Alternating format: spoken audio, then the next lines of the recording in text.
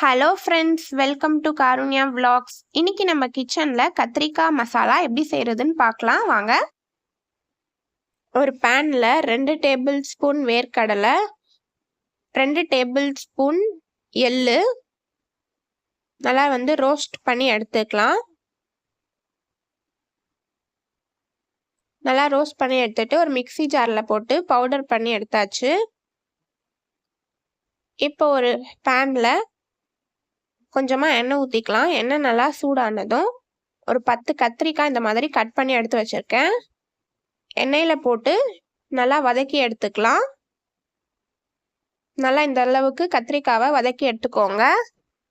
இப்போ அதே பேனில் கொஞ்சமாக எண்ணெய் ஊற்றி எண்ணெய் நல்லா சூடானதும் கொஞ்சமாக கடுகு, 1/2 ஸ்பூன் சீரகம்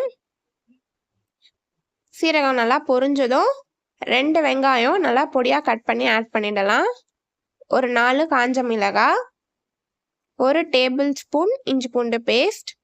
இப்போ வெங்காயம் இஞ்சி பூண்டு பேஸ்ட்லாம் நல்லா வதங்கட்டும்.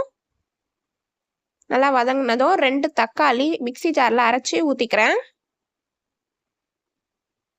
இப்போ தக்காளியோட பச்சை வாசனை போனதும் கொஞ்சமாக கருவேப்பிலை, ஒரு 3 பச்சை மிளகாய்,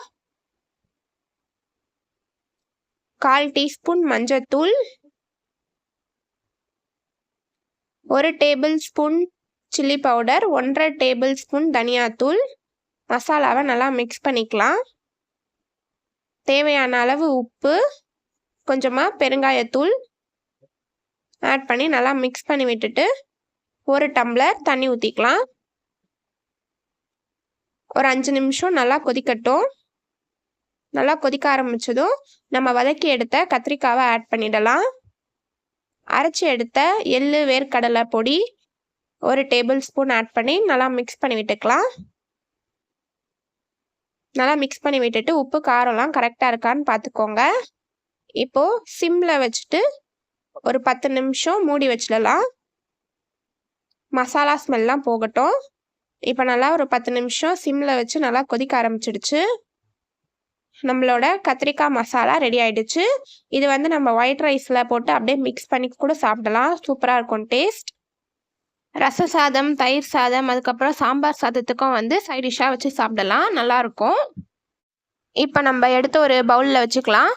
கத்திரிக்காய் மசாலா ரெடி ஆயிடுச்சு. நீங்களும் ட்ரை பண்ணி பாருங்கள். ட்ரை பண்ணி பார்த்துட்டு கமெண்ட் பண்ணுங்கள். உங்களுக்கு இந்த வீடியோ பிடிச்சிருந்துச்சுன்னா லைக் பண்ணுங்கள், ஷேர் பண்ணுங்கள், சப்ஸ்கிரைப் பண்ணுங்கள். பாய் பாய்.